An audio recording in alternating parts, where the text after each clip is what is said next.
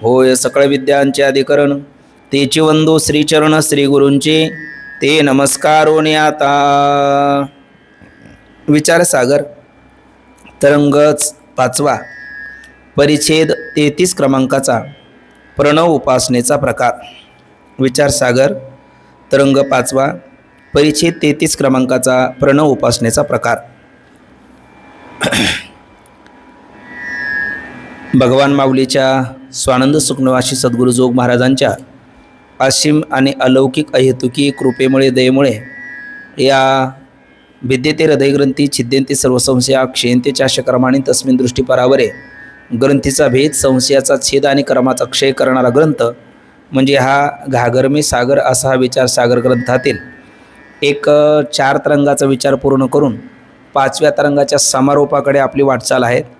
आणि या समारोपामध्ये आपण लय चिंतनाचा प्रकार पाहत आहोत। लय चिंतनाचा प्रकार पाहत असताना लय चिंतन करायचं म्हणजे पहिलं कार्य, कारण आणि अधिष्ठान।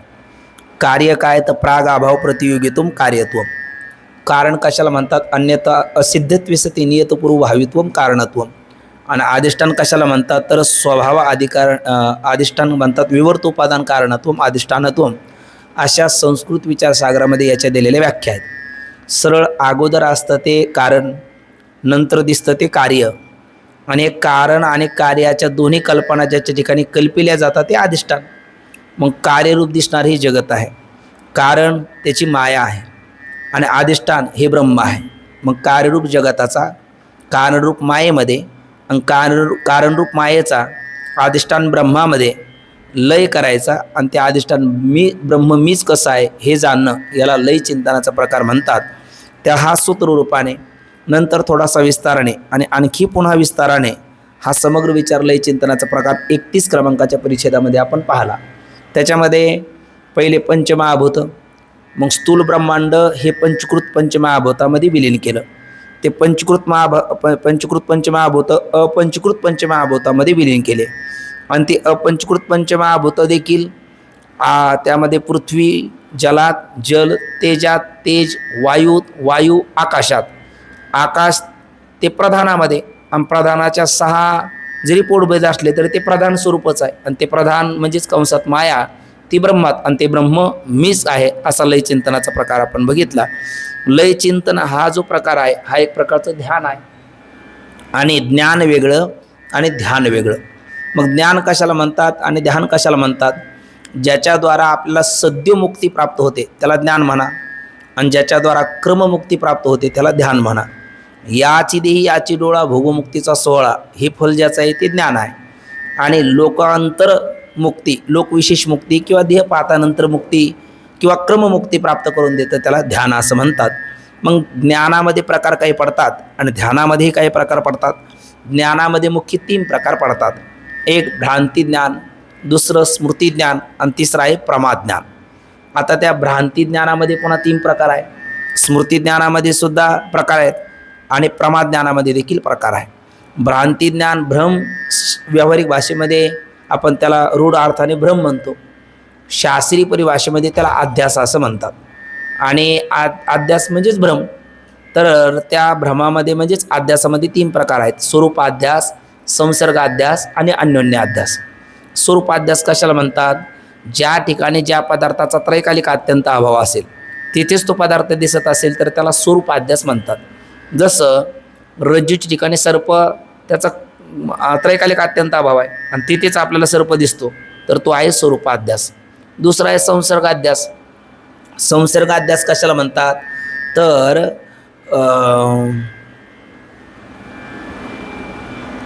संसर्गाध्यास म्हणजे जास्वंदीचं फूल आहे, संसर्ग शब्दाचा अर्थ संयोग, त्यांचा संबंध अध्यास असतो। म्हणजे जास्वंदीचं फूल लाल आहे आणि त्याची लालिमा तांबडेपणा कोणाच ठिकाणी दिसतो आपल्याला? स्फटिकाच्या ठिकाणी, तर याला म्हणतात संसर्गाध्यास।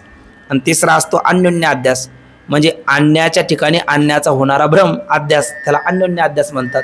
जसं ते पोपट याची चोच ही लालबुंद असते आणि नेमका तो योगायोगाने पळसाच्या झाडावर बसलेला आहे, आणि तो जांभूळ हे काळं कुळकुळीत असतं, तसं भ्रमरही असतो आणि तो नेमका जांभळाच्या झाडावर बसलेला आहे.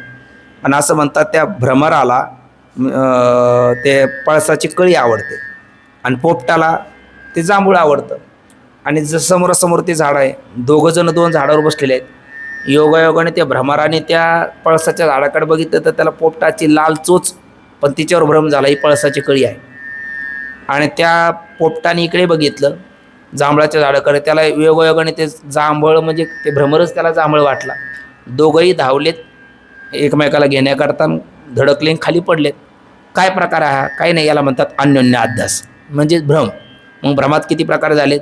भ्रमात्मक ज्ञानात 3 प्रकार: स्वरूपाध्यास, रज्जू सर्पाचा दृष्टांत; संसर्गाध्यास, जास्वंदीचं फूल आणि स्फटिकाचा दृष्टांत; आणि अन्योन्य अध्यास याकरता ह्या भ्रमर आणि तो पोपट याचा असणारा दृष्टांत. पण सिद्धांतात काय घ्यायचं आपल्याला? तसं रज्जू सर्पाकार भासेले जगडंबर. रज्जूवर जसा सर्पाचा भ्रम व्हावा, आपल्याला विचारसागराच्या मंगलाचरणातच हा विचार आला. ज्याच्या आज्ञाने भाषे जगत, जसा दोरीवरी सर्प दिसत, परिदोई ठाईना सर्प जगत, ते स्वतंत्र आणि स्वयंब्रह्म मीचे असे. मग रज्जूवर सर्पाचा जसा नसताना अध्यास झाला, तसा आत्मस्वरूपाच्या ठिकाणी जगताचा नसताना अध्यास झाला. संसारिका झाला होता आणि हे तो समूळ मिथ्या वार्ता. पुढे होईल मागुता कदा कल्पांती घडेना. मग रज्जूच्या ठिकाणी सर्पाचा कोणता अध्यास म्हटलो आपण? स्वरूपाध्यास. तसं ब्रह्मस्वरूपाच्या ठिकाणी जगताचा कोणता अध्यास आहे? मग स्वरूपाध्यास. मग आता हा दुसरा काय म्हटलं आपण? संसर्गाध्यास म्हणजे संबंध, संसर्गाध्यास. मग हा स्वरूपाध्यासाकरता रज्जू सर्पाचा दृष्टांत, संसर्ग अध्यासाकरता जास्वंदीच फूल आणि स्फटिकाचा दृष्टांत. म्हणजे ते दोन्ही पदार्थ असतात, फक्त एकाच्या धर्माची प्रतीती एका ठिकाणी दिसते. जास्वंदीचं फूल आहे का स्फटिक आहे? दोन्ही आहे. पण लालिमा रक्तिमा, तो रक्तवर्ण कोणाचा? जास्वंदीच्या फुलाचा. आणि वाढतो कोणाचा? स्फटिकाचा. म्हणजे आणण्याचा धर्म आपल्याला तिथले अन्य ठिकाणी दिसला. मग हा त्याला तो संसर्गाध्यास आहे. आणि अन्योन्य अध्यास म्हणताना संसर्गाध्यासामध्ये कसं असतं? स्वरूपाध्यासामध्ये नसणाराच पदार्थ दिसतो, अध्यासामध्ये असणारा दिसतो, पण एकाचा धर्म एकाच ठिकाणी दिसतो. आणि अन्योन्य अध्यासामध्ये दोन्ही पदार्थाचे धर्म दोघाच्या ठिकाणी दिसतात.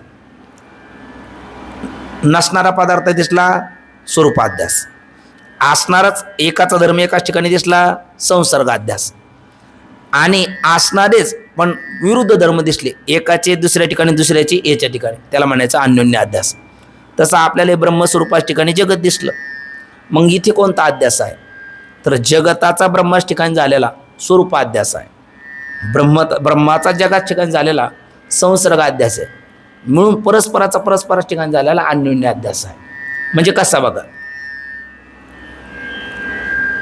त्याला शास्त्रीय परिभाषेमध्ये अधिष्ठान आणि आरोप्य म्हणतात. अधिष्ठान म्हणजे ज्याच्यावर खोटा पदार्थ वाचतो तो अधिष्ठान, आणि जो भासला त्याला म्हणायचं आरोप्य. कल्पना करा, अधिष्ठान ब्रह्म आहे आणि आरोप्य जगत आहे. मग अधिष्ठान ब्रह्माचा जगताच ठिकाणी अध्यास झाला, तो संसर्गाध्यास आहे.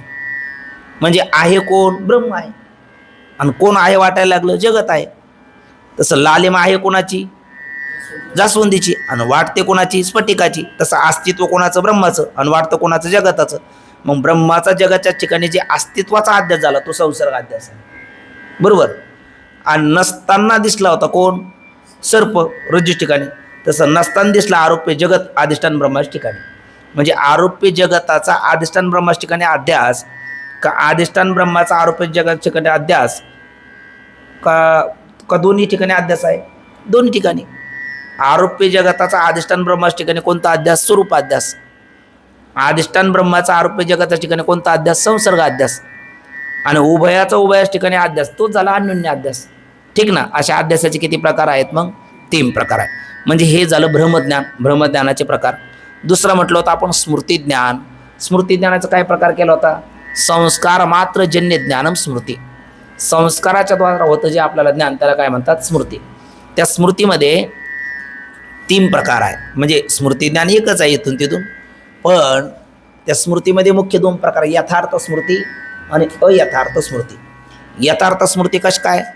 संस्कार पूर्वीचे यथार्थ असेल तर स्मृती यथार्थ होईल. संस्कारच पूर्वीचे भ्रमरूप असेल तर स्मृतीसुद्धा भ्रमरूपच होईल. आपण अभंग पाठ करताना चुकीचा केला, आठवताना कसं आठवेल? चुकीचाच आठवेल. आणि पाठ करतानाच तो व्यवस्थित केला तर आठवेल, व्यवस्थितच आठवेल. याचा अर्थ संस्कार भ्रमरूप असेल तर स्मृतीसुद्धा ही भ्रमरूपच होईल, आणि संस्कार प्रमारूप असेल तर स्मृतीसुद्धा प्रमारूपच होईल. कारण स्मृती ज्ञानाची कारणं देखील प्रधान 3 आहेत. 1. संबंधीचं ज्ञानाच्या द्वारा स्मृती होते. 2. सादृश्याच्या ज्ञानाद्वारा स्मृती होते. आणि 3. यथा उद्भूत संस्काराच्या द्वारा स्मृती होते. असे 3 गोष्टी झाले. संबंधीचं ज्ञान, सादृश्याचे ज्ञान आणि उद्भूत संस्कार यांच्याद्वारा स्मृती ज्ञान होतं. आपण हे ज्ञानाचे प्रकार पाहायला लागलो, कारण ध्यानाचे 3 प्रकार पाहिलेत ना आपण, तसे ज्ञानाचे 3 प्रकार. आता हा विस्तार इथे नाही केलेला, संस्कृत विचारसागरामध्ये केलेला आहे, पण मग आपल्या गरजेचं असल्यामुळे थोडासा आपण त्याचा विचार करायला लागलो. तर आपण ज्ञानाचे मुख्य किती प्रकार पाडलेत? 3. 1. भ्रमज्ञान, 2. स्मृतिज्ञान आणि 3. प्रमाज्ञान. आता त्या भ्रमज्ञान म्हणजे भ्रमालाच काय म्हटलं आपण? अध्यास. आणि त्याच्यात किती प्रकार पाडलेत आपण? 3. स्वरूपाध्यास, संसर्गाध्यास, अन्योन्याध्यास. तसं स्मृतिज्ञानामध्ये मुख्य किती प्रकार पाडलेत आपण? 2. यथार्थ स्मृती आणि अयथार्थ स्मृती. स्मृती म्हणजे काय? तर संस्कार मात्र जन्य ज्ञानम स्मृती.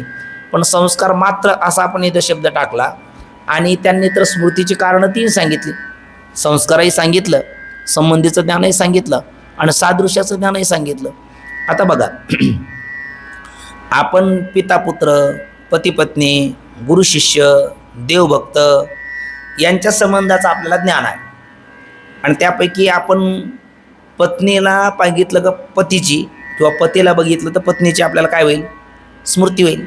गुरु शिष्याचं ज्ञान असेल संबंधाचं तर गुरुला बघितल्याच्या नंतर शिष्याची, शिष्याला बघितल्याच्या नंतर गुरुची आपल्याला स्मृती होते. का स्मृती होते? कारण त्यांच्या संबंधाचं काय आपल्याला ज्ञान आहे, म्हणजे संबंधीच्या ज्ञानाद्वारा स्मृती होते. दुसरं, सादृश्य ज्ञानाच्या द्वारा स्मृती होते. बऱ्याच वेळेला एखादी व्यक्ती, आपला गुरुबंधू म्हणा, कोणी म्हणा, समोरून चालतो आणि मग आपण आवाज देतो, पण ते गणगणित असतात, ते काय आपल्याकडे लक्ष देत नाही. मग आपण जवळ जातो, खांद्यावर हात, ते म्हणजे काय हो रामकृष्ण काही नाही काही. ते म्हणजे काही तर नाही, मग का बरं तुम्ही मला विक्षेप का केला, टच का केलं, का मला मागे पाहायला भाग पाडलं? अहो म्हणले नाही तसं काही. अहो पण का सांगा ना. म्हणले अहो काही नाही, आम्हाला वाटलं ना ते आमचे मित्रच आहेत. म्हणजे आम्ही तुम्हाला तुमचे मित्र कसं काय वाटलो? अहो आमच्या मित्राचा जसा पोशाख तसाच तुमचा, आमच्या मित्राची जशी उंची तशीच तुमची, आणि आमच्या मित्राचं जसं चालण्याचे हावभाव तसेच तुमचे, त्यामुळे आम्हाला वाटलं की तुम्ही आमचेच मित्र आहात. मग असू द्या, ते जातात, आपण आपल्या कामाला जातो. पण हे काय झालं? आपल्याला सादृश्याच्या ज्ञानाद्वारा काय झाले? आपल्या मित्राची स्मृती झाली. म्हणजे संबंधीच्या ज्ञानाद्वारा स्मृती होते, सादृश्याच्या ज्ञानाद्वारा स्मृती होते. सादृश्य म्हणजे काय? तद भिन्नत्वे सती तदगत भूय धर्मवत्वम सादृश्यत्व, त्याहून भिन्न आहे. आणि त्या ठिकाणी जे धर्म आहे तेच धर्म या ठिकाणी असेल तर त्याला काय म्हणतात? सादृश्य म्हणतात. त्याच्यामध्ये आपण मागे एकदा बघितलेलं आहे, रूपकृत, स्वरूपकृत, गुणकृत, अर्थकृत, असा 4 प्रकारचं सादृश्य म्हणजे सारखेपणा असतो. रूपकृत सादृश्य, आपण मागे बोललो, भगवान श्रीकृष्ण, आपलं ते उद्धवजी आणि शुकाचार्य, या तिघांचं हे डबल रोल नव्हते, टेबल रोल होते. पण म्हणजे तिघही सेम टू सेम होते. फक्त एवढा फरक होता का भगवान श्रीकृष्णापेक्षा 1.5 इंच उंची अधिक होती कोणाची? उद्धवजीची. आणि 1.5 इंच भगवान श्रीकृष्णापेक्षा ठेंगणे होते कोण? शुकाचार्य. एवढाच काय तो फरक, नाहीतर ते सारखीच होते. म्हणजे कोणतं सादृश्य म्हणता येईल आपल्याला? रूपकृत सादृश्य.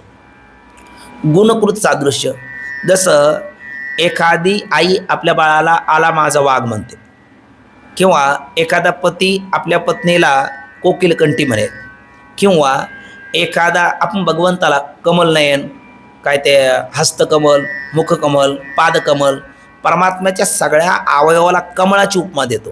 का? तर कमळामध्ये जसा रेखीवपणा, सुंदरपणा आहे तसं परमात्म्याच्या अवयवामध्ये आहे. मग हे कोणतं सादृश्य झालं? गुणकृत सादृश्य. आणि अर्थकृत सादृश्य, आपण एखादा कीर्तनाला नामपर अभंग घेतला तर आपण एका संतांचे प्रमाण देतो का अनेक संतांचे प्रमाण देतो? अनेक संतांचे प्रमाण देतो. मग त्या सगळ्या संतांची शब्दाची एक वाक्यात असते का? नाही. आता मी जसं प्रमाण दिलं, काय? नाम गोड पुरे कोड सकळे.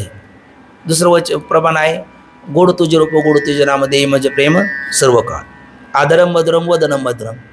आता ते शब्द सारखे नाही, पण सगळ्याचा अर्थ काय? अर्थ सारखा आहे. मग हे काय झालं? अर्थकृत सादृश्य. असं कुठलं जरी सादृश्य असलं तर एकाच्या दर्शनाने दुसऱ्याची आपल्याला स्मृती होते. म्हणजे एक रूपकृत सादृश्याने स्मृती होईल, गुणकृत सादृश्याने स्मृती होईल, स्वरूपकृत सादृश्याने स्मृती होईल वा अर्थकृत सादृश्याने स्मृती होईल. म्हणजे स्मृतीचे कारण एक सादृश्य आहे. त्या सादृश्यात 4 प्रकार. आणि पहिलं काय म्हटलं आपण, स्मृतीचं कारण काय, संबंधीचं ज्ञान. दुसरं म्हटलं ते सादृश्याचं ज्ञान. आणि तिसरा आहे उद्भूत संस्कार. केवळ संस्कार नाही, उद्भूत संस्कार. आपण साधा व्यवहार बघा, आपण स्टेजवर एखादा आपला वारकरी परफॉर्मन्स करायला लागलो, म्हणजे एखादं गायक भजन करायला लागला, वादक मृदंग वाजवायला लागला, किंवा वाटचालीमध्ये आपण एखादी चाल गायला लागलो, तर आपल्याला त्यावेळेला सगळ्या वादकाला सगळेच बोल, गायकाला सगळ्याच चाली, किंवा चिंतकाला सगळे चिंतन आठवतात असं नाही होत. कोणते बोल, कोणते चाली आठवतात, तर ज्याचे संस्कार आपले त्यावेळेला जिवंत आहेत, थोडक्यात उद्भूत आहेत, जागृत आहेत, त्याच गोष्टी आपल्याला आठवतात. बाकी गोष्टी आठवत नाही. म्हणजे त्याचं आपल्याला ज्ञान नाही, संस्कार नाही असं नाही, पण ज्याचे संस्कार उद्भूत आहे, ज्या चाली अशा जिवंत आहेत, त्या आपल्याला पटकन डोळ्यासमोर येतात, पटकन गाताना कंठातून येतात, पटकन वाजवताना ते बोल हातात येतात. म्हणजे उद्भूत संस्कार लागतात. म्हणजे पहिला दुसरा प्रकार ज्ञानाचा कोणता आहे, स्मृती ज्ञान. आणि त्या स्मृती ज्ञानामध्ये हे प्रकार झाले 3. कोण, स्मृती होते कशाद्वारा, संबंधीच्या ज्ञानाद्वारा, सादृश्य ज्ञानाद्वारा, किंवा उद्भूत संस्काराच्या द्वारा.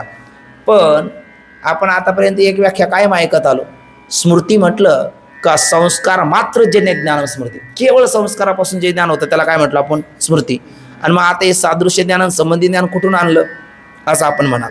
पण खरंच सांगा, संबंधीचं ज्ञानाचे तरी काय असतात, संस्कारच. सादृश्याच्या ज्ञानाचे तरी काय असतात, संस्कारच. आणि उद्भूत हे तरी काय आहेत, संस्कारच. मग शेवटी सगळ्यात शेवटचा त्याचा जर आपण अर्क काढला शेवटचा, तर संस्कारच येतो. म्हणून स्मृतीचं लक्षण काय केलं, संस्कार मात्र जन्य ज्ञान स्मृती, म्हणजे स्मृती ज्ञान. आणि तिसरा ज्ञानाचा प्रकार आहे प्रमाज्ञान. त्या प्रमाज्ञानामध्ये मग 2 प्रकार, एक यथार्थ प्रमा आणि एक अयथार्थ प्रमा आहे ना. तर यथार्थ प्रमा, मग यथार्थ यथार्थ आणि अयथार्थ हे 2 प्रकार पहिले घ्या. माग हा विषय थोडासा आपला 4थ्या तरंगात झालेला पण आहे.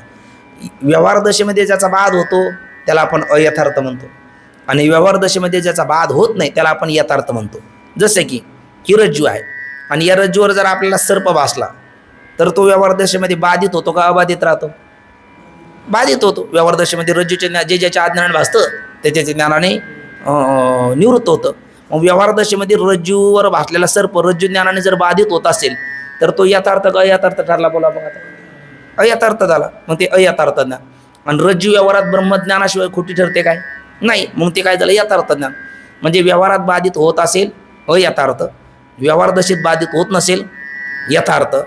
आणि मग प्रमा आणि अप्रमा, प्रमाज्ञान.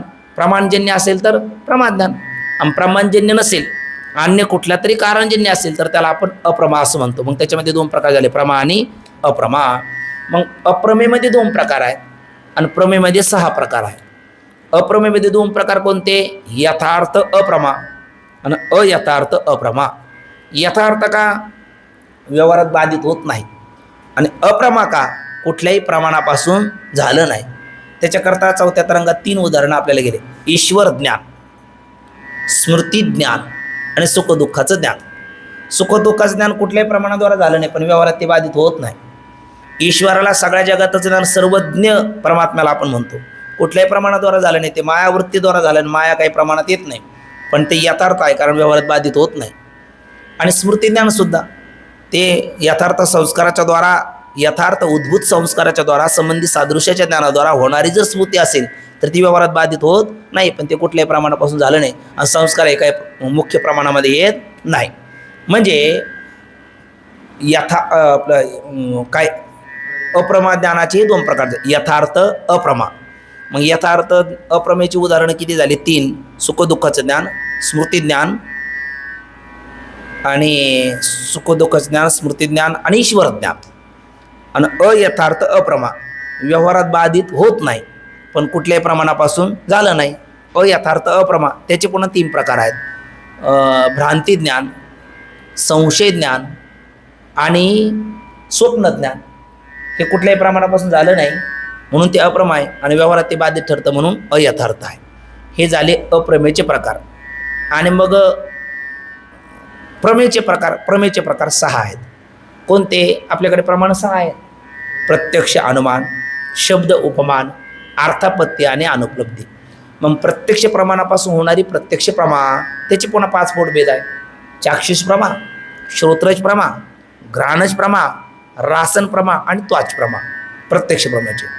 आणि अनुमान प्रमाणापासून होणारी अनुमिती प्रमा, त्याच्यामध्ये केवळ अन्वयी, केवळ व्यतिरेकी, अन्वय व्यतिरेकी, स्वार्थ अनुमान, परार्थ अनुमान, पोटभेद पुष्कळ आहेत. पण पहिलं प्रत्यक्ष प्रमाण, प्रत्यक्ष प्रमा, अनुमान प्रमाण, अनुमिती प्रमा, उपमान प्रमाण, उपमिती प्रमा, अर्थापत्ती प्रमाण, अर्थापत्ती किंवा अन्यथा अनुपपत्ती प्रमा, अनुपलब्धी प्रमाण, अनुपलब्धी किंवा अभाव प्रमाण, शब्द प्रमाण, शाब्दी प्रमा, असे प्रमेयचे हे सगळे पोटभेद झाले.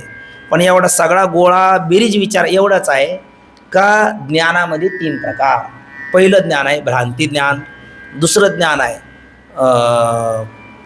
स्मृती ज्ञान, आणि तिसरं ज्ञान आहे प्रमाज्ञान. असे ज्ञानाचे मुख्य 3 प्रकार आणि ध्यानाचे मुख्य 3 प्रकार. एक प्रतीक ध्यान, दुसरं अहंग्रह ध्यान आणि तिसरं ध्येयानुसार ध्यान. प्रतीक ध्यानाकरता उदाहरण काय दिलं त्यांनी आपल्याला, तर त्या नर्मदेतल्या गोटा त्याचं भगवान शंकर म्हणून शैव ध्यान करतात आणि त्याला गोटा म्हणून पाहत नाही. जटा ज्यूट डौर त्रिशूळधारी भगवान शंकर आहे, त्रिशूळ डमरू घेऊन आला गिरिजेचा कांत, असं म्हणून त्याच्याकडे पाहतात. हे प्रतीक ध्यान. तसंच गंडेकीतला गोटा शालिग्राम, त्याला वैष्णव मंडळी हा शंखचक्र गदा पद्म करी असा असणारा, लक्ष्मीसहित असणारा भगवान विष्णू आहे असं म्हणून त्याचं ध्यान करतात. हे कोणतं ध्यान झालं? पहिलं प्रतीक ध्यान. दुसरं पाहिलं होतं आपण ध्येयानुसार ध्यान. मग ध्येयानुसार ध्यान म्हणताना समोर एखादी मूर्ती नाही किंवा मूर्ती जरी असली तरी भगवान शास्त्राने त्याचं जसं वर्णन केलेलं आहे तशीच मूर्ती सकिरीट कुंडलम किंवा ते काय आपण शांताकारम भुजगशयनम पद्मनाभम सुरेशम विश्वाधारम गगनसदृशम मेघवर्णम शुभांगम लक्ष्मीकांतम कमलनयनम योगीभिर्ध्यानगम्यम वंदे विष्णू भवभयहरम सर्वलोकैकनाथम आणि कर्पूरगौरम करुणावतारम संसारसारम भुजगेंद्रहरम सदा वसंतम हृदयारविंदे भवम भवामी सहितम नमामी. हे आहे ध्यानुसार ध्यान. जसं शास्त्राने भगवान शिव, कारण 5 उपासना प्रसिद्ध आहे आपल्या भारत राष्ट्रामध्ये, सनातन हिंदू धर्मामध्ये. त्या खरं 5चं शेवटी गंतव्य एकच आहे. अशा 3.5 कोटी तीर्थ शेवटी कुठे जाऊन भेटतात? समुद्रालाच. यथा गच्छति सागरम, सगळ्या नद्याचं जल शेवटी सागराला जाऊन मिळतं. तशा 5 उपासना शेवटी एका ब्रह्मतत्वापाठीशी येऊन भेटतात. पण मग गाणपत्य, शाक्त, सौर, वैष्णव आणि शैव अशा ज्या 5 उपासना आहे आणि त्या मग पद्मपुराण असेल तर भगवान विष्णूचं वर्णन आहे, शिवपुराण असेल तर भगवान शंकराचं आहे, गणेश पुराण असेल तर गणराजाचं आहे, सौर पुराण असेल तर भगवान सूर्यनारायणाचं आहे आणि शक्ती पुराण असेल देवी भागवत वगैरे त्यामध्ये माता शक्तीचं वर्णन आहे. मग त्यांची मूर्ती शास्त्राने ज्या पद्धतीने वर्णन केली आहे त्या पद्धतीनेच शैव, वैष्णव, शाक्त, गाणपत्य, सौर भक्त हे काय करतात, त्या रूपाने त्या परमात्मा स्वरूपाची मूर्ती आपल्या ध्यानात आणून तशा पद्धतीने अंतरामध्ये तशी मूर्तीचा आकार धारण करून ध्यान करतात. म्हणून त्याला आपण म्हटलं ध्यानुसार ध्यान. आणि त्याच्या पुढे आहे ते अहंग्रह ध्यान. ते अहंग्रह ध्यान शब्दामध्ये अहंग्रह ध्यान आणि ध्येयानुसार ध्यान याच्यामध्ये फरक एवढाच म्हटलं होतं आपण. सगुणाचं ध्यान केलं जातं ते ध्येयानुसार ध्यान आहे, निर्गुणाचं ध्यान केलं जातं ते अहंग्रह ध्यान आहे. पण सगुणाचं ध्यान करताना ध्येयानुसार शास्त्राने जसं वर्णन केलं तसं तर ध्यान करायचं. पण अहंग्रह ध्यानामध्ये सच्चिदानंद रूप जे ब्रह्म आहे ते ब्रह्म मी आहे असं त्यांनी महावाक्याच्या द्वारा जाणलेलं नाही. कारण महावाक्याच्या द्वारा जाणण्याकरता भूत, भावी, वर्तमान त्रिविध प्रतिबंधामुळे जो असमर्थ ठरलेला आहे त्याच्याकरता तर हा ध्यानाचा प्रकार आहे, मध्यमाधिकाऱ्याकरता. म्हणून पण भावनेने तो चिंतन करतो सा अहम अहम सा, ते ब्रह्मच मी आणि मीच ब्रह्म हे जाणलेलं नाही, भावनेने चिंतन करतो. आणि मग भावनेने ब्रह्माशी अभेद भावना करून त्या सच्चिद आनंदाकार अंतकरण वृत्ती करणं याला म्हटलेलं आहे अहंग्रह ध्यान. असे ज्ञानात प्रकार 3, ध्यानात प्रकार 3 आणि अहंग्रह ध्यानाचे थोडक्यात प्रकार त्यांनी आपल्याला सांगितला. मग तो 32 क्रमांकाच्या परिच्छेदामध्ये त्यातला शेवटचा आकडा बघा. ब्रह्मध्यानात ब्रह्माची आत्म्याशी अभेद चिंतन करून ध्यान असते म्हणून यास अहंग्र ध्यान असे म्हणतात. म्हणजेच काय तर ध्येय स्वरूपाचा म्हणजेच ब्रह्माचा आपल्याशी म्हणजे आत्म्याशी अभेद, पण तो कशाने? ज्ञानाने का भावनेने? भावनेच्या द्वारा अभेद चिंतन करणे हेच आहे अहंग्र ध्यान. आणि मग त्या अहंग्र ध्यानाने ध्यान करणाऱ्या ध्यात्याने त्याला करता काय लागतो? ध्यान आणि ज्ञान याच्यातला फरक पाहिला आपण. प्रमाता प्रमाण प्रमेयाच्या अधीन असतं ते ज्ञान त्याला, आणि विधी विश्वास पुरुष इच्छा अनुष्ठानाचा आग्रह याच्या अधीन असतं ते ध्यान. मग ज्ञानाने मुक्ती का ध्यानाने मुक्ती? दोघांनी मुक्ती. पण सद्यो मुक्ती म्हटलं तर ज्ञानाने, माऊलीच्या भाषेत देखे उत्प्लवना सरिसा पक्षी फळासी झोंबे जैसा सांगे नरू कैवे तैसा पावे वेगा. मग तो जाणारच नाही का? तो हळूहळू ढाळे ढाळे खेळू तिने एके वेळे त्या मार्गाचे निवळे निश्चित ठाके. म्हणजे मर्कटकेश्वर न्याय, महाराजारकेश्वर न्याय, पिपिलिका न्याय, विहंगम न्याय, सद्यमुक्ती, क्रममुक्ती अशा पद्धतीचा विचार ज्याबद्दल केला आहे त्याला ध्यान आणि ज्ञानातला फरक. मग ध्यानामध्ये विधी लागते. इदम कुरु इदम मा कुरु, त्या विधीवर आपला विश्वास लागतो आणि पुरुषाची ती करण्याची इच्छा पाहिजे आणि अनुष्ठानाचा आग्रह पाहिजे. आणि मग असं ध्यानसुद्धा ज्ञान देऊन आपल्याला मुक्तीपर्यंत घेऊन जातं. तर त्यातले 3 ध्यानाचे प्रकार झालेत. पहिलं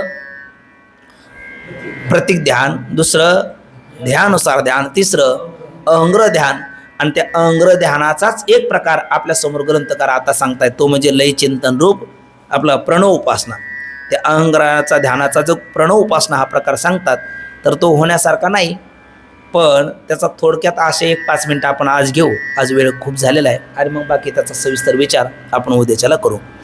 तर बघा, हे जे प्रणव उपासना आहे तर प्रणव शब्दाचा अर्थ आहे, संस्कृतमध्ये प्रणव म्हणतात आणि आपल्या प्राकृतमध्ये त्याला ओमकार असं म्हणतात. ओम इति एक अक्षरम ब्रह्म किंवा ओम इति इदम सर्वम अशी श्रुती आहे. तर ही जी प्रणव उपासना आहे ती प्रणव उपासना कशा करता सांगतात ते आपण पहिले जर लक्षात घेतलं तर खरं पाहिलं तर परमात्म्याला कुठल्याही प्रकारचं नाम नाही. माऊलीची ओवी आहे, ते किर अनाम अजाती माझी अविद्या वर्गाच्या राती ते ओळखवाय श्रुती खूण केली. नामरूप संबंधू जाती क्रिया भेदू आकाराशीच प्रवादू वस्तूशी नाही. आणि संतांचे प्रसिद्ध वचन म्हटलं की रंग नाही रूप नाही नाही वर्ण छाया निर्गुण निराकार तोही रघुराया. सत्य ज्ञानानंत गगनाचे प्रावरण नाही रूप वर्ण गुण जेते तो हरी श्रीहरी पाहिला डोळे भरी पाहता पाणी दुरी सारून या. माऊली म्हणतात ज्याला रंग रूप नाव काहीच नाही तुम्ही त्याला डोळे भरून पाहिला. कसं पाहिला तर म्हणले पाहता पाणी दुरी सारून या, है ना. हे कौतुकायचं आहे ना माऊलीचं, पाहिला डोळे भरून म्हणायचं पाहता पाणी दुरी सारून या. तर हे लक्षार्थाचं माऊलीचं बोलणं आहे. त्याचं विषयगत प्रत्यक्ष होत नाही, त्याचं ज्ञानगत प्रत्यक्ष होतं. पण मग विषयगत प्रत्यक्ष होत नाही, ज्ञानगत प्रत्यक्ष होतं हे कळण्याकरता मग ते सगळा ज्ञेय ब्रह्माचा विचार आपल्याला विस्ताराने करणं गरजेचं आहे. पण तूर्त तो 6व्या तरंगात पुढे येणार आहे, 4थ्या तरंगात मागे आपला थोडासा झालेला आहे. म्हणजे त्याला मागे आश्रय नाही, पुढे विषय नाही, असं आश्रय विषय विवर्जित आणि दृक आणि तादृक स्वर्गाधिकासारखं ते परोक्ष नाही, घटापटाधिकासारखं ते अपरोक्ष नाही. आणि मग जे ज्याचं स्वरूप असतं ते त्याला विषय होत नाही. जसं अगदी माऊलीच्याच भाषेत बघा ना, जयाचे आर्रा पर्वती जयाचे पुढे मागवते दिसते ने विन दिसते अदृश्यचे. मग माऊलीला विचारलं का हो तुम्ही त्याला पाहिला तर कसा पाहिला, आम्हाला का दिसत नाही. माऊली म्हणतात दर्पणाचे ने आधारे एकच करून दुसरे मुख पाहती गव्वारे तैसे नको. हे दर्पणाचा आधार घेऊन एकच मुखाला दुसरं करून पाहतात, हे पाहणं गावंढळ लोकांचं काम. तसं पाहणं हे नाही.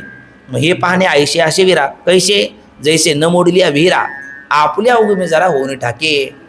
म्हणजे पाणी आपल्याला जमिनीतलं पाणी दिसतं, कारण नाहीतरी खगोल भूगोलामध्ये 29% एक नाही, हा 29%च पृथ्वी आहे आणि 71% जल आहे. म्हणजे जल तर विपुल आहे, पण इथे ते आपल्याला पाहायला भेटत नाही. पण ते आहे त्याकरता भूगर्भाचं आवरण आपल्याला ते बाजूला सारलं का ते जल आपल्याला पाहायला भेटतं. पण मग ते जल होतं म्हणून पाहायला भेटतं का नव्हतं म्हणून? होतं म्हणून. मग ते भूगर्भाचं आवरण बाजूला सारण्या अगोदर सुद्धा त्या जलाला कोणीतरी पाहिलं की नाही? म्हटले हो. कोणी पाहिलं? माऊली म्हणतात जलानेच पाहिलं. जल जलाला कसं पाहिल? तुम्ही सांगता जे ज्या स्वरूप आहे ते त्याला विषय होत नाही, पुन्हा म्हणतात जल जलाने पाहिलं. माऊली म्हणतात हेच मग तो अरे श्री अरे पाहिला डोळे भरी पाहता पाणी दुरुने सारुण्या.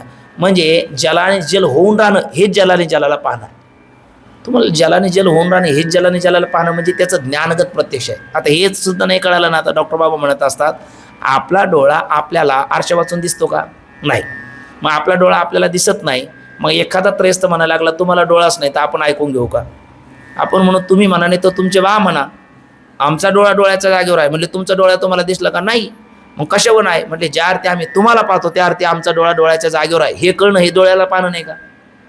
पाहणं आहे, पण हे कोणतं प्रत्यक्ष आहे? विषयगत प्रत्यक्ष नाही, याला म्हणतात ज्ञानगत प्रत्यक्ष. तसं त्याचं ज्ञानगत प्रत्यक्ष होण्याकरता त्याला उत्तम अधिकारी लागतो. पण ज्ञानगत प्रत्यक्ष होण्याकरता जो उत्तम अधिकारी नाही, असा जो मध्यम अधिकारी आहे किंवा मंद अधिकारी आहे त्याला सुद्धा तिथे जाणंच आहे ना. कोणी जरी असला तरी वाटर म्हणून पाणी पिला, जल म्हणून पाणी पिला किंवा पाणी पाणी म्हणून पाणी पिला किंवा त्याला काही म्हणता येत नाही तरी पाणी पिला, तर पाणी पिण्याशिवाय तर ताण जाणार नाही ना. शेवटी तृषा जर निवृत्त करायची असेल तर पाणी पिण्याशिवाय पर्याय नाही. तसं सकल दुःखाची निवृत्ती आणि परमानंदाची प्राप्ती करायची असेल तर ब्रह्मज्ञानाशिवाय तर पर्याय नाही. मग त्याचं ज्ञानगत प्रत्यक्ष करून घ्यायला जर समर्थ नाही, पण प्रत्यक्ष तर झालंच पाहिजे ना. मग त्याचं ध्यानगत प्रत्यक्ष सांगितलं मध्यमाधिकारी करताना. ध्यानगत प्रत्यक्ष करताना कोणतं चिंतन चाललंय? आपलं लय चिंतन चाललं. मग ते लय चिंतन करण्याकरता म्हटल्याच्या नंतर श्रुती मातेने जसं आपण जन्माला आलो, आपल्याला मुळात नाव असतं का? नाही. माऊली म्हणतात उपजल्या बाळकाशी नाव नाही ते पाशी, ठेवलेली नामेशी उदित उठी. जन्माला आलेल्या बाळाला नाव नसतं, पण व्यवहार घडण्याकरता माता पिता त्याला काय करतात? नाम देतात, संज्ञा देतात, ओळख पटण्याकरता एक खूण करतात, संकेत करतात. तसे श्रुती मातेने सुद्धा त्या ब्रह्माचा परिचय एक सामान्याला होण्याकरता म्हणून त्याला एक नाव दिलं, आणि ते नाव आहे प्रणव. तेच नाव आहे ओंकार. ओमिती एक अक्षरम ब्रह्म, किंवा ओंकार हा मूळ शब्द प्रणवाचा. ओमिती इदम सर्वम, अशा काही श्रुती आहे. म्हणजे त्याला ओंकार हे नाव दिलं. का बरं नाव दिलं? अहितापासून काढी हित देऊन वाढविती नाही का श्रुती परवती माऊली जगा. श्रुती म्हणजे वेद, श्रुती माता. त्या परमात्मा तत्वाची आपल्याला ओळख व्हावी, कारण ओळखीला हरी धन्य तो संसारी. पुढे काय? नाथबाबाचा हरिपाठाने ओळखीला हरी धन्य तो संसारी, मोक्ष त्याच्या घरी सिद्धी सहित. रामकृष्ण हरी. मला वाटलं आता अवघड आहे. नाथांची कृपा झाली आहे ना. ते नाथबाबाचा हरिपाठ पण आपण माऊलीचा हरिपाठ घेतो तसं नाथांचा घ्यायला पाहिजे. याच्यातून नाथबाबांनी सूचना दिली म्हणायचं आहे ना. ओळखीला हरी धन्य तो संसारी, मोक्ष त्याच्या घरी सिद्धी सहित. हरीला ओळखल्याशिवाय तर धन्यता नाही. आणि नरद्याची ती कर्तव्यता हरीची ओळख करून घेण्यामध्ये आहे. तर मग हळीची ओळख करून घेण्याकरता जर ज्ञेय ब्रह्माचा मार्ग आपल्याला पेलवला नाही तर ध्येय ब्रह्माचा, मग श्रुती मातेने त्याला एक ओंकार हे नाव दिलं. आणि ओंकार हे नाव दिल्याच्या नंतर त्या ओंकाराची म्हणजेच प्रणवाची जी उपासना, त्यालाच या ठिकाणी ओंकाराची उपासना म्हणजेच प्रणव उपासना, त्यालाच म्हणतात एक अहंग्रह ध्यान किंवा प्रणव उपासना. तर ती प्रणव उपासना म्हणजे ज्ञानामध्ये, ज्ञानमार्गामध्ये जसं निधिध्यासन श्रेष्ठ आहे, तसं भक्ती मार्गामध्ये हे प्रणव उपासनाचं केलेलं निधिध्यासन रूप ध्यान, प्रणव उपासना ही एक प्रकारचं श्रेष्ठ असणारं ध्यान आहे. ज्ञान आणि ध्यान. तर ती प्रणव उपासना दोन प्रकाराने सांगितलेली आहे. प्रणव उपासना कुठे कुठे सांगितलेली आहे? ती श्रुतीमध्ये सांगितलेली आहे, नंतर शंकर भाष्यामध्ये सांगितलेले आहे, आणि भगवान सुरेश्वराचार्याने वार्तिकामध्ये सुद्धा या प्रणव उपासनेचा प्रकार सांगितलेला आहे. श्रुती म्हटलं तर मांडुक्य उपनिषदामध्ये म्हणजे उपरी दश उपनिषदे, जे उदारे ज्ञान मकरंदी, ती कुसुमी मुगटे सुगंधी शोभती भली. 10 उपनिषद आहे ना आपल्याकडे ज्ञानप्रधान, तशी 120 आहे. ज्ञानप्रधान 10 आहेत. तर तिथे 10 उपनिषदामध्ये मांडुक्य उपनिषदामध्ये या प्रणव उपासनेचा विशेषत्वाने विचार आलेला आहे. म्हणून डॉक्टर बाबा पाठामध्ये बऱ्याच वेळेला बाबाच्या मुखातून एक वाक्य येतं, मुमुक्षुना विमुक्तये मांडुक्यमेव आलं. जसं ते उदाहरण देत असतात, आपल्याला दुसऱ्याला मारायचं म्हटलं आणि आपलं रक्षण करून आपला बचाव करून मारायचं. जसं की त्या अफजल खानाला संपवायचं होतं, राजाला स्वराज्य रक्षक राजेही वाचले पाहिजे. मग त्या काळात ते वर जिरी टोप लागला, अंगात चिलखत लागलं, वाघनाख्या लागल्या, बिचवा, सगळ्या गोष्टी लागल्यात. का बरं? कारण आपला बचाव करून दुसऱ्याचा विनाश संपवायचा आहे. पण ज्या वेळेला आपल्याला आपलीच आत्महत्या करायची असते, एक प्रकारे करू नये ते महापाप आहे, पण जर करायची असेल एखाद्याला स्वतःला जर संपवायचं असेल तर एक नख पुरेसं आहे. हे अगदी ताकदीने थोडंसं दाबलं तरी ते पुरेसं आहे, बरोबर की नाही? तसं आपल्याला जगत उद्धार करायचा असेल, म्हणजे जगाला जे तत्त्वज्ञान आपल्याला आत्मनोमोक्षार्थम जगत हितायचं, तर अनेक शास्त्र आपल्याला शिकावे लागतात. पण आपल्याला आपली मुक्ती जर अपेक्षित असेल तर एक मांडुक्य उपनिषद सुद्धा पुरेसा आहे. मुमुक्षुना विमुक्तये मांडुक्यमेव आलं. आणि त्या मांडुक्य उपनिषदामध्ये ह्या प्रणव उपासनेचा प्रकार आलेला आहे. पुन्हा ते मांडुक्य उपनिषदावरतीच ते अत्यंत महत्त्वाचं असल्यामुळे भगवत पूज्यपाद शंकराचार्याचे गुरुजी गोविंदपादाचार्य आणि गोविंद पादांचे गुरु गौड पादाचार्य म्हणजे शंकराचार्यांचे आजीगुरु, त्यांनी या मांडुक्य उपनिषदावर 42 कारिका लिहिलेल्या आहेत. का बरं? ते मांडुक्य उपनिषद खूप महत्त्वाचं असल्यामुळे. जे संन्यासी लोक आहेत ना, चतुर्थ आश्रम घेतलेले आणि उतार वयात त्यांनी संन्यास घेतला, आता काळ खूप कमी आहे आणि आपल्याला आत्मकल्याण साधून घ्यायचं, जसं राजे परीक्षेला 7 दिवस बाकी राहिले, मग त्यांनी भागवत महापुराण श्रवण केलं. तसं जे संन्यासी महात्मा परमहंस त्याला म्हणतात, परमहंसाचं गुप्तधन हे प्रणव उपासना सांगितलेले आहे. कारण वेळ कमी आहेत ना, मग अशा काळात ते फारसं काही अध्ययन नाही रक्षित डुकरी करणे, भज गोविंदम भज गोविंदम भज गोविंदम मूढमते असं म्हटलेलं आहे, म्हणून ते जास्त काही शिकत बसत नाही. हे प्रणव उपासना करतात, मांडुक्य उपनिषद किंवा मांडुक्य उपनिषदाचा अभ्यास करतात किंवा मांडुक्य कारिकेचा अभ्यास करतात. मांडुक्य कारिका घ्या, मांडुक्य उपनिषद घ्या किंवा प्रणव उपासना घ्या, जी ते सांगितलेलं आहे. या सगळ्याचा आशय एवढाच आहे की अंग्र ध्यान किंवा हे मांडुक्य उपनिषदामध्ये सांगितलेली प्रणव उपासना मांडुक्य उपनिषदात सांगितली, पुन्हा ती कठोपनिषदामध्ये सांगितली, प्रश्न उपनिषदामध्ये सुद्धा ही प्रणव उपासना आलेली आहे. या प्रणव उपासनेचा विशेष विचार भगवत पूज्यपाद श्रीमद आद्याचार्य शंकराचार्यांनी शंकर भाष्यामध्ये केले आहेत किंवा आनंदगिरी म्हणून त्यांचे जे टीकाकार आहेत त्यांनी त्या आनंदगिरी यांनी जी शंकर भाष्यावर टीका लिहिली त्याच्यामध्ये सुद्धा हा प्रणव उपासनेचा प्रकार विस्तृत विचार केलेला आहे. आणि त्यानंतर पुढे जर आपण पाहिलं तर भगवान शंकराचार्याचे शिष्य चतुष्टय, जसे जोग महाराजांचे 4 शिष्य तसे भगवत शंकराचार्यांचे 4 शिष्य, आणि त्यातले त्यांचे शिष्य आहेत एक काळाचे मंडन मिश्र, तेच झाले भगवान सुरेश्वराचार्य. त्या सुरेश्वराचार्यांनी पंचकरणामध्ये म्हणजे बघा मांडुक्य कारिकेमध्ये त्यापेक्षा अजून सुलभ सांगितली ती, पण आपलं शंकर भाष्यामध्ये शंकर भाष्यापेक्षा अजून सुलभ रीतीने सांगितली ही प्रणवोपासना. ती पंचकरणामध्ये कशाकरता? प्रौढाला अध्ययन करण्याकरता किंवा अनायासाने आत्मबोध होण्याकरता हा प्रणवोपासनेचा प्रकार आलेला आहे. आणि त्याहीपेक्षा सुलभ रीतीने सांगितलेली प्रणवोपासना कुठे असेल तर आपल्या विचारसागरात.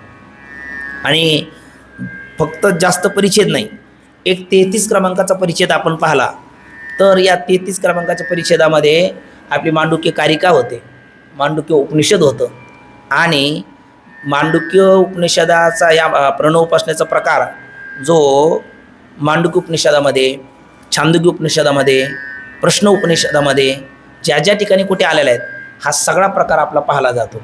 फक्त ही उपासना करणारी लोक आता मोजकी राहिली, म्हणजे कुठेतरी ते नाहीत असं नाही, अगदी मोजके आहेत, पण ही उपासना मात्र परमहंसाचं गुप्तधन आहेत. तर ती मांडुक्य उपनिषदामध्ये प्रतिपादन केलेली प्रणव उपासना हा नेमका काय प्रकार आहे? ती 2 प्रकाराने प्रतिपादन केली, परब्रह्मरूपाने आणि अपरब्रह्मरूपाने. परब्रह्म म्हणजेच स्वरूप लक्षण आणि अपरब्रह्म म्हणजेच तटस्थ लक्षण, किंवा परब्रह्म म्हणजे निर्गुण ब्रह्म आणि अपरब्रह्म म्हणजे सगुण ब्रह्म, अशा 2 रूपाने तिचं प्रतिपादन केलेलं आहे.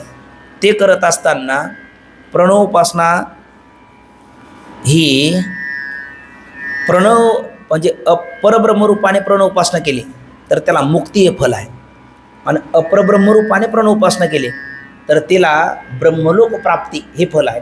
आणि ब्रह्मलोकाला गेल्याच्या नंतर ब्रह्मदेवाबरोबर ब्रह्मचिंतन करून तो मुक्त होतो. मुक्ती दूर फल आहे, पण एकाला याची दे याची डोळा असा आहे आणि एकाला मात्र लोकांतराला गेल्याच्या नंतर आहे. मग तुम्ही कोणती सांगणार? तर आम्ही परब्रह्मरूपाने सांगितलेली प्रणवोपासना सांगणार, अपरब्रह्मरूपाने सांगितलेली प्रणवोपासना सांगणार नाही. म्हणले का? कारण अपरब्रह्मरूपाने केलेली प्रणवोपासना म्हणजे परब्रह्मरूपाने जर प्रणवोपासना केली आणि त्याला जर काही प्रतिबंध असेल तर त्याला परब्रह्मरूपाने केलेल्या प्रणवोपासनेचं सद्यमुक्ती फल भेटत नाही. त्याला अपरब्रह्मरूपाने केलेली जी प्रणवोपासना आहे ते क्रममुक्तीचंच फल भेटतं. म्हणजे एकाच्या अंतरात जसं 100 ते 85 नाही, 100च्या नोटेमध्ये 5, 50, 75 आहेच, तसं परब्रह्म उपासनेच्या अंतर्गतच अपरब्रह्म उपासनेचा प्रकार असल्यामुळे आम्ही अपरब्रह्मरूपाने केलेली प्रणवोपासना सांगतो, परब्रह्मरूपाने केलेली अपरब्रह्मरूपाने केलेली प्रणवोपासना सांगत नाही. असं ग्रंथकार पहिला जो हा प्रणवोपासनेचा 33 क्रमांकाचा परिच्छेद आहे आणि त्यातला जो छोटा टॉपिक आहे तेवढ्याचा आशय आपण थोडा बोललो, 1-2 मिनटात तेवढं वाचून घेऊ आणि सविस्तर विचार जो त्याचा उद्याच्याला आपण करू. बघा, प्रणव उपासनेचा प्रकार वाचू. इथे प्रणव म्हणजे ओंकार आणि त्याची केलेली उपासना. एक साधा विचार बघा तुम्ही, आपण एखादा घट ध्यान करण्याकरता घ्या किंवा एखादी परमात्म्याची प्रतिमा घ्या आपल्या अंतःकरणातली तेवढी व्यापकता होत नाही. पण सहज असे डोळे झाकून ओ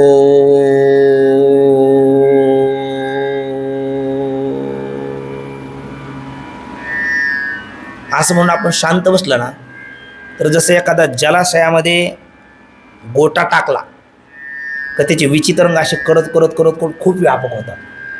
तसं त्या ओम प्रणव उपासना नुसतं डोळे झाकून, म्हणून आपल्याकडे ती ध्यान लावण्याची पद्धत आहे. नुसतं ओम म्हटलं की अंतःकरण असं परिच्छिन्न राहत नाही, ते व्यापक व्यापक व्यापक ते तरंग असं होत होत व्यापकत्वाला प्राप्त होतं. कारण का? म्हणून म्हटले ओम इति इदम सर्वम, प्रणवामध्येच सगळं काही आलं आहे. म्हणून माऊलींनी सुरुवात सुद्धा कशी कुठून केली? ओम नमोजी आद्या वेद प्रतिपाद्या जे जे स्वसंवेद्य आत्मरूप, हे सूत्र आहे ज्ञानेश्वरीचं. आणि तिचा विस्तार म्हणजे पुढचे 9000 ओव्या. समचरण दृष्टी हे सूत्र आहे, त्याचा विस्तार म्हणजे पुढची 4092 अभंग आहे. तसं ही प्रणव उपासना इथे जे सांगितली ती सूत्र आहे, आणि याचा विस्तार म्हणजे जेवढ्या काही उपासनेचे प्रकार असेल वेदांत विश्वामध्ये, श्रुती स्मृतीमध्ये, त्या सगळ्याच प्रकार आहेत. त्याचे मूळ म्हणजे ही प्रणव उपासना आहे. तर त्यामुळे ही लई सुलभ आहे असंही नाही, फार कठीण आहे असंही नाही. आपण कराल की न कराल हाही भाग गौणच आहे, पण आपल्या शास्त्रात ते आल्यामुळे तिचं आपल्याला किमान परोक्ष ज्ञान असणं तरी गरजेचं आहे. आणि ते अगदी सूत्ररूपाने, कारण हे मांडूक्य उपनिषद शिकायचं म्हणलं तर किमान 4-2 महिने तरी जाणार, त्यात कळेल असं नाही. पण त्यापेक्षा निश्चलदाजीने एका परिच्छेदामध्ये ती आपल्याला सांगितली म्हटल्याच्यानंतर एवढी शिकायला काय अडचण नाही. तर ते थोडक्यात आपण त्यातलाही थोडा छोटा परिच्छेद आता पाहू, बाकी उर्वरित विचार उद्याच्याला करू. प्रणव उपासनेचा प्रकार. प्रणवाची उपासना पुष्कळ उपनिषदामध्ये. आता तुम्हाला पुष्कळ म्हणजे कोणत्या? आता 3 नावं आपण पहा. 1 मांडूक्य उपनिषद, 2 प्रश्न उपनिषद आणि 3 कट उपनिषद. 10 उपनिषदापैकी अशा अनेक उपनिषदामध्ये या प्रणव उपासनेचा प्रकार आलेला आहे, सांगितलेला आहे. मांडूक्य उपनिषदामध्ये ती विशेष आहे, पण सगळ्यापेक्षा विशेषत्वाने विचार त्याचा कुठे केलेला आहे? मांडूक्य उपनिषदामध्ये केलेला आहे. म्हणून आता एक वाक्य बोललो आपण, मुमुक्षूणाम विमुक्तै मांडूक्यमेव अलम. तिचा प्रकार वार्तिकार. वार्तिकार कोण? वार्तिकांत ब्रह्मविद्या. उत्तर मुनीनाम प्रामाण्यम. वार्तिकार भगवान सुरेश्वराचार्य. कारण पूर्वमीमांसेचे वार्तिकार म्हणलं तर सुरेश्वराचार्य आहे, आणि उत्तरमीमांसेचे वार्तिकार म्हणलं तर कुमारील भट्ट आहे. धर्ममीमांसा ज्याच्यामध्ये सांगितली त्याला आपण पूर्वमीमांसा म्हणतो, आणि ब्रह्ममीमांसा ज्याच्यामध्ये सांगितली त्याला आपण उत्तरमीमांसा म्हणतो. कर्मकांड, कर्माने लोकविशेष मोक्ष मानणारी जैमिनी आचार्य प्रतिपादित ती पूर्वमीमांसा, आणि ज्ञानाने मोक्ष मानणारी आणि याची देही याची डोळा सांगणारी व्यासदेव प्रतिपादित ती आहे उत्तर मीमांसा. मग त्यापैकी उत्तर मीमांसेचे वार्तिकार कोण आहे? भगवान सुरेश्वराचार्य. आणि त्यांनी पंचकरण नावाचा जो ग्रंथ लिहिला आहे, त्या पंचकरण नावक ग्रंथामध्ये याच उपासनेचा विस्तृत पद्धतीने विचार केला आहे. कोणत्या? प्रणव उपासनेचा. तो असा कसा केला? मग तो वार्तिकाराने लिहिलेलं पंचकरण एवढा मोठा ग्रंथ पाहायला आपल्याला जर सवड नसेल तर आपण इथे पाहून सुद्धा तोच अर्थ जाणू शकतो, किंवा तिचा विस्तार जर पाहायचा असेल तर तो तिथे पाहावा. पण सूत्ररूपाने विचार इथे पंडित साधू निश्चलदाजीने आपल्या समोर ठेवला. काय म्हणतात बघा. तिचा प्रकार वार्तिकाराने पंचकरणामध्ये सांगितला आहे. तो असा, प्रणवाचे म्हणजेच ओंकाराचे चिंतन 2 रूपाने आलं ना. एक परब्रह्म रूपाने, दुसरे अपरब्रह्म रूपाने. परब्रह्म रूपाने म्हणजे खाली दिलं, निर्गुण ब्रह्मरूपाने म्हणजेच कोणती मुक्ती म्हणायचं तिथं? सद्य मुक्ती. आणि अपरब्रह्म रूपाने म्हणजेच सगुण ब्रह्मरूपाने, म्हणजे ही कोणती मुक्ती होईल? मग क्रममुक्ती. परब्रह्म रूपाने आणि अपरब्रह्म रूपाने असे 2 प्रकार आहेत. परब्रह्म रूपाने ब्रह्माचे चिंतन करणारास मोक्ष प्राप्ती होते, आणि अपरब्रह्म रूपाने चिंतन करणारास ब्रह्मलोकाची प्राप्ती होते. ठीक ना? म्हणजे एक लोकांतराला जातो, आणि एक याची देही याची डोळा भोगमुक्तीचा सोहळा. म्हणजे अपर ब्रह्मरूपाने म्हणजेच निर्गुण ब्रह्मरूपाने प्रणवाची उपासना केली तर याची देही याची डोळा, आणि अपर ब्रह्मरूपाने म्हणजे सगुण ब्रह्मरूपाने प्रणवाची उपासना केली तर ब्रह्मलोकाची प्राप्ती.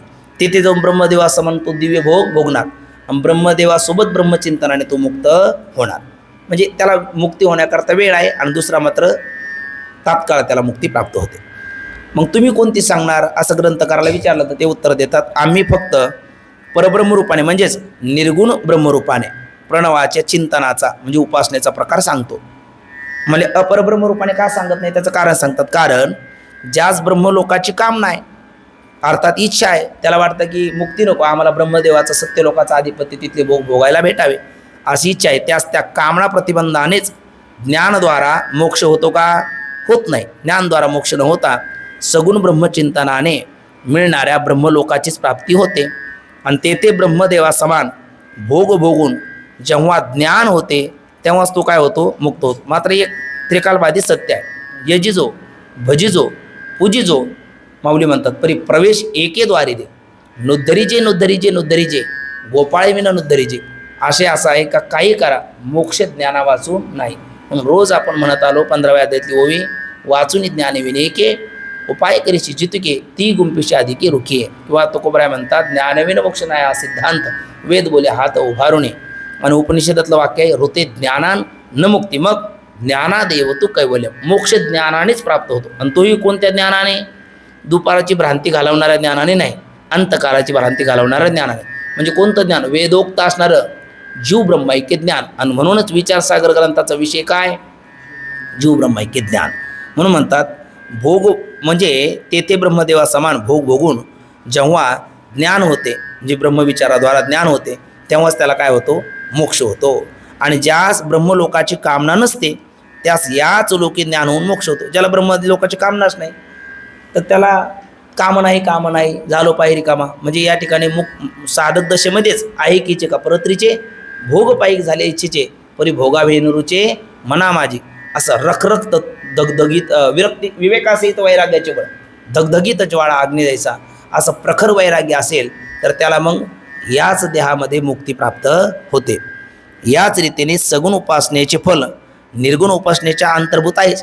काय निर्गुण उपासनाच केली, दोघांनी निर्गुण उपासना केली, पण एक ही सद्य मुक्ती आहे, हा ब्रह्मलोकात गेल्याच्या नंतर प्राप्त होणारी मुक्ती आहे.